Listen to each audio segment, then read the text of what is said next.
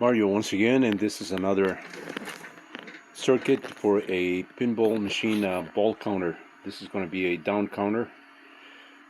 Very similar circuit to this one that I showed in another video. This has already the 10 LEDs on the board to represent the number of balls that you have to play, and they all turn on at the same time at the start of the game, and every time the ball goes in the gutter, which is sensed by a proximity sensor, which is this device here, the ball diminishes by one count. So out of the 10 LEDs, -1 turns off, and so on and so forth in sequence till you're done with the last one. At that point, the game needs to be restarted or reset. So this is a very similar circuit to this one, except that this one has a complementary white LEDs. So if you can visually see, the 10 LEDs come out at the same time, and then they sequence off one by one. And I'm doing the I'm sort of mimicking the ball count diminishing by this 555 timer that's in the in this other breadboard here. So that has the 417 decade counter, very similar to this circuit here.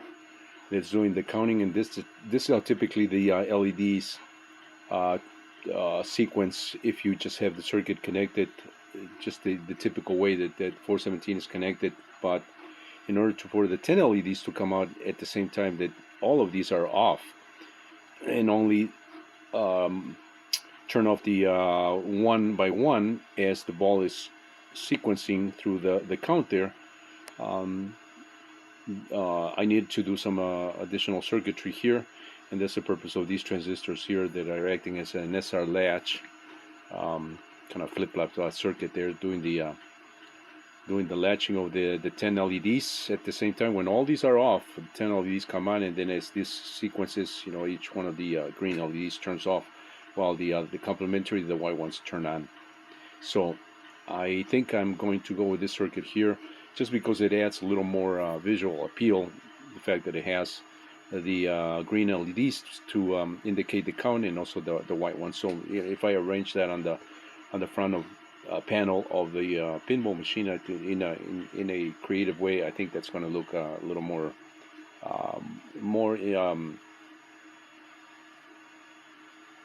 engaging, as pinball machines typically